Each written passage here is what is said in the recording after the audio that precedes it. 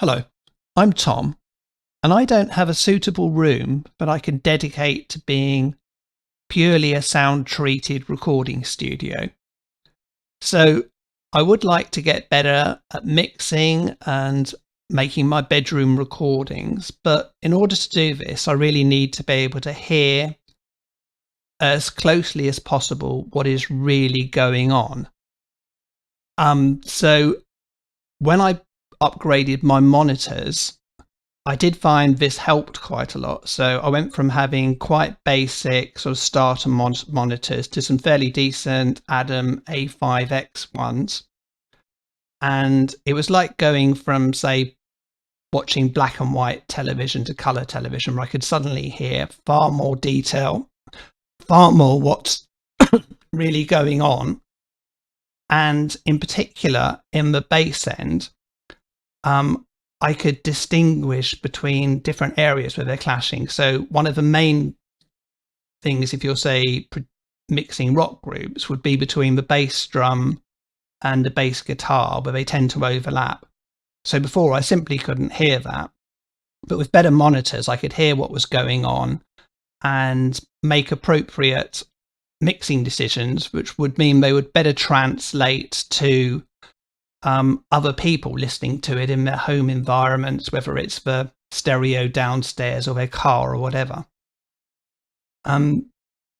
So you might be thinking, well, if you want to keep getting better and doing new stuff, maybe get even better monitors and even bigger ones, but there wouldn't really be necessarily any point to that. There wouldn't be any point to having bigger monitors because I've only got sort of an average sized bedroom which I'm using, and any monitors with over 6-inch speakers, although you should theoretically get better bass response, you actually need to have a certain distance between the speakers and the wall they're against for the actual sound waves to be big enough to get that improved bass response. So in that case, you'd be better off spending more money on smaller speakers for just a normal bedroom. But there's probably not any point in me doing that either because I don't have a sound treated room. So at this point, you're either thinking, well, either just you buy some decent monitor headphones, which might be a fair point, or get your room properly sound treated. Now, that would basically involve, as a starting point, probably having bass traps in all the corners, which probably take up at least 12 inches, and then having sound panels up on the main reflection points to stop all the sound bouncing around and building up, so you get a more accurate sound from the room. But the problem for that with me is, in the bedroom I'm in, all along one wall, there's big fitted wardrobes with sliding doors. So there's no way I can put bass traps there. On another wall, you've got the window, and then I've got an IKEA desk which goes into the corner, so I can't put any bass trap there. And then in the other corner, there's a door. So obviously you can't have any there. And main reflection points, half of it would be a door, and then some of it would also be up against big fitted sliding wardrobes, which I can't move, and you couldn't put those big panels across those because, well, apart from the fact that it wouldn't be practical, it would also just look sort of ugly and stupid, and the room is being used for other things. So the solution I'm looking into to improving things is using room EQ, software correction software. So the best known of these is going to be Sound ID Reference from SonarWorks. So this is quite well known and very popular. But problem with this is that it's also quite expensive. So you can just buy one for headphones if you just want to do your headphones. So even if you have got headphones which are dedicated monitor headphones, ideally you would still want to actually adjust them to get the best results, because headphones aren't necessarily going to be all identically the same in response any more than microphones are. I mean, even for the same model at the same time, they vary quite a lot. But if you buy it, it's $249, if you buy it for the set which does the speakers and headphones. And then you can buy it with a measurement microphone for $299, or you can get a multi-speaker one, but that's really only for people with home cinemas and stuff who might want to use it for home cinemas. So it is quite expensive, but a more viable alternative, and one which I found I actually got better results with and which actually gave me better information, is Room software. So it's Room EQ Wizard, and this is all free. So this also gives you a lot of information. If you could soundproof your room, this gives you a lot of information which would help you to get the best results from that. So you could then improve your sound treatment in conjunction with using this software as well, if you wanted to.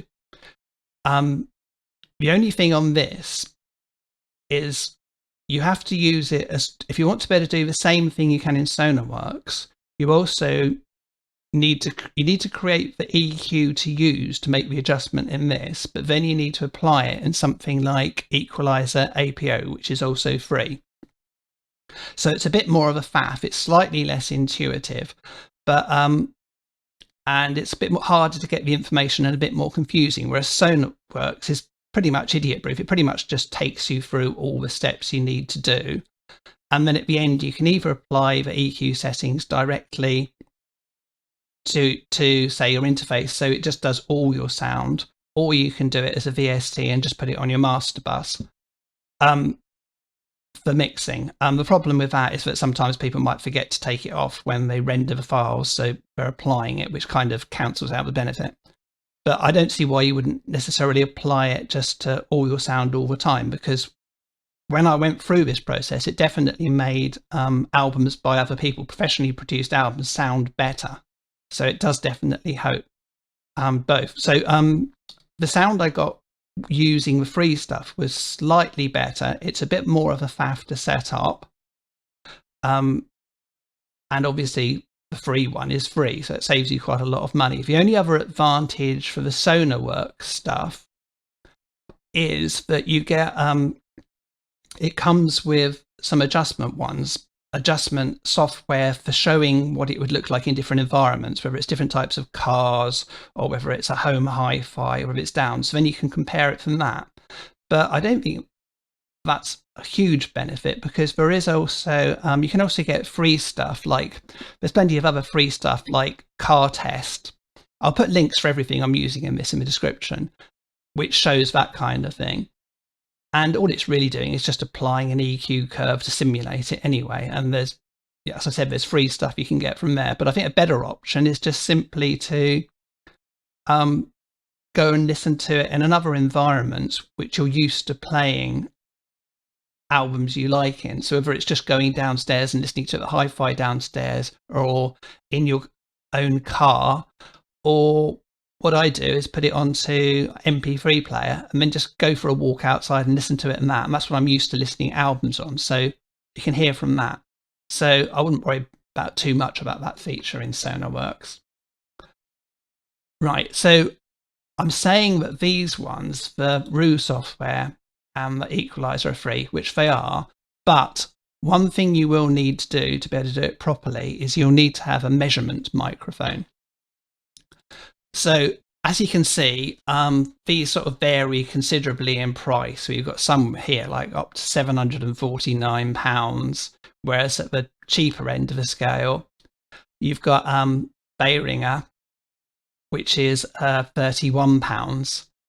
Now the Behringer apparently is pretty much the same mic as the SonarWorks one here. I mean, they look very similar. They might well actually be pretty much the same mic. But the difference is that when you get the SonarWorks one, it comes with an individual calibrated file. So in the factory, they calibrate them. So as I said, with headphones, they can all be slightly different and you need it to be as accurate as possible. So then you add that calibration file in there. So you can get an average calibration file. You can download it from the internet for the cheap Behringer one. But that's basically just guesswork, because all the mics are going to be slightly different. So if you want to get the most accurate result, probably better off going for this SonarWorks one here. So I actually ended up getting this UK. I got it for £65. You can shop around and get it, including postage. And a friend wanted to do the same thing, so I split it with him. So it's only £32.50 each, which is what, about $35, $36 or something. And then you could always just sell the microphone afterwards on eBay or something. So it doesn't really cost you very much to do. And that's definitely something worth doing. So, as I said, it is a bit more of a faff to get going and learn what to do using this and using with SonarWorks. But but there's some videos on here which will help you get up going. So I'm not going to go through every single detail on how to set it up yourself, because other people who know much more about it have done better ones. So the ones I'd recommend are this one here, how to use Room EQ Wizard here. So I'm just going to put this on. There you go. So you can see it better. So you've got how to use Room EQ Wizard. You've got two parts. The first part is setting it up as far as actually getting the EQ curve. And the second bit goes through all the details and goes through all the graphs and all the information gets. So you can use this information to improve your sound treatment if you have it. Otherwise, this one just takes you as far as actually getting the EQ curve you can apply. But this doesn't show you how to actually apply it using the Equalizer APO. So you can do it. What they say at the end of the video is, oh, well, you can go and send this file off to us, and then we'll give you advice on how to do it. But don't worry, because in this normal bedroom, we managed to make it sound okay with only $4,000 worth of sound treatment. But if you go to this video by Julian Krauss, who does very good sort of audio technology videos, he shows you how to set it up with the Equalizer APO. The trouble is with both of these videos is that this is like 2019, and the other one's a bit later. Is since then it's actually changed, so it's not exactly the same thing, but you can more or less figure it out. So what I'm going to do in this video is I'm going to show all the settings I've done and what I did, because it's slightly different from these two. But then what you should do is watch these videos, go through them, and get the information from them. And if you want the extra details, watch the second one as well. So you can see, he obviously knows a lot what he's doing. You can see from here that he's got like a lot of books on sound stuff, just to show that he knows what he's talking about. And yeah, and it's worth watching just out of interest and just learning some more stuff. So I'm not going to give any sound examples, because that would probably make about as much sense as like looking at something through somebody else's glasses, because the whole point is to adjust it for your own individual thing. So showing sound examples doesn't really make any sense, even though people do that in videos. So what I'm going to do is just give a very brief overview, and then I suggest you look at these other videos, which I'll link in the description, to set it up properly.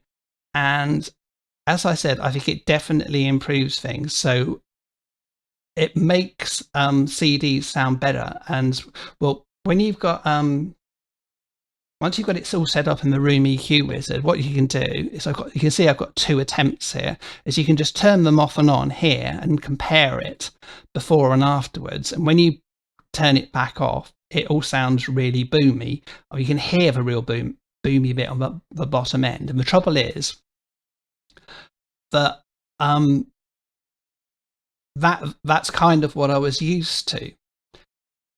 So although I'm listening to albums, they sound better, professionally produced ones. My demos and my recordings, when I've got that on, sounded like they're missing some bass, because I was hearing too much bass in my room. So I haven't sort of allowed for that. So it's not going to translate so well.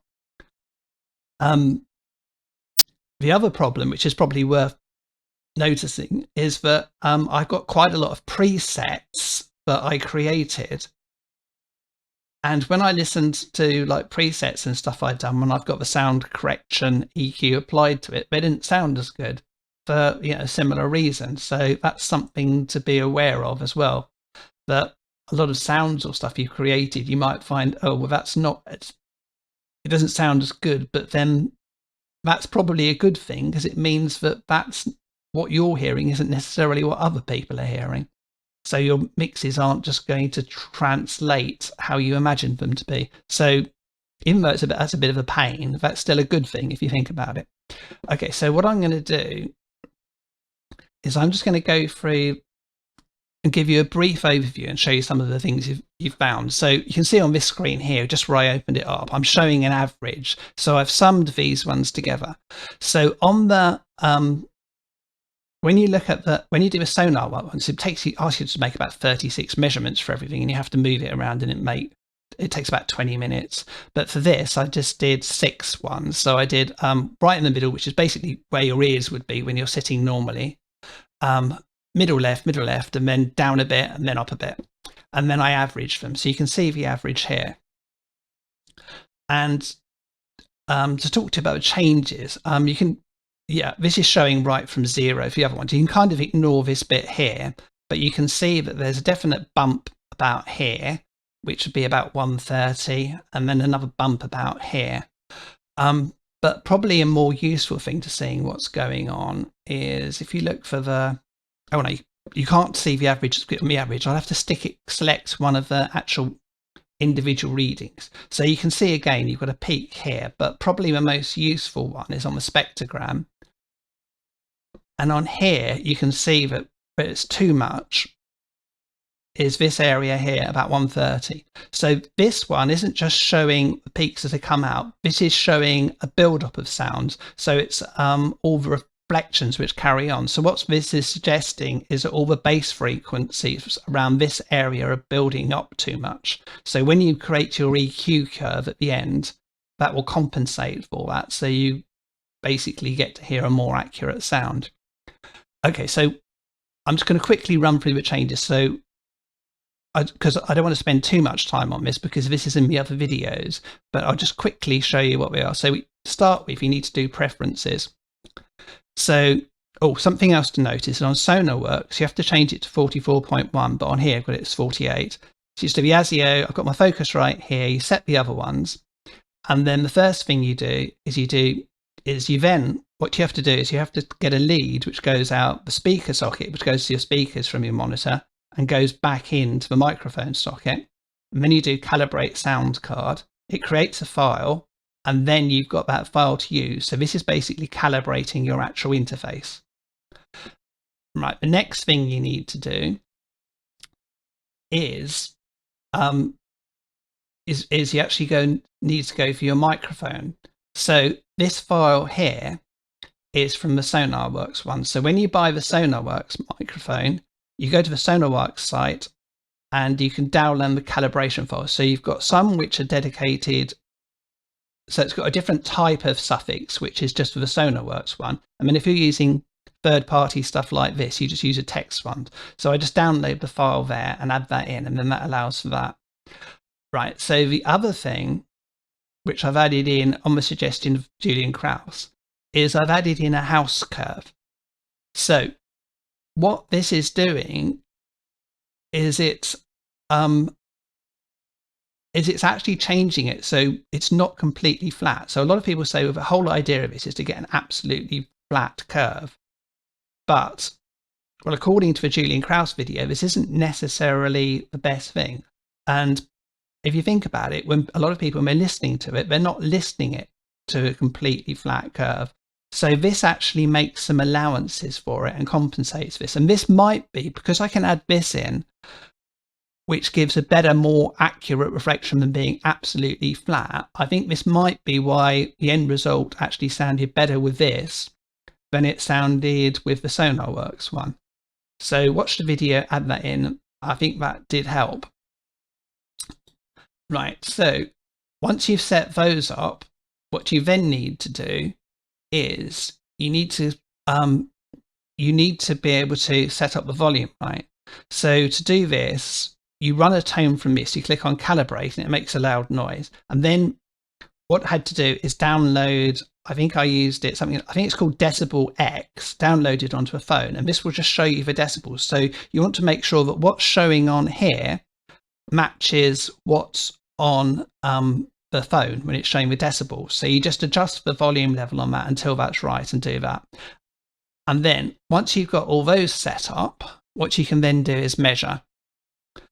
So you can see I've set up different ones, middle, left. So I do slightly different variations. So I did right in the middle where my headphones would be, slightly to the left, slightly to the right, slightly down, slightly up.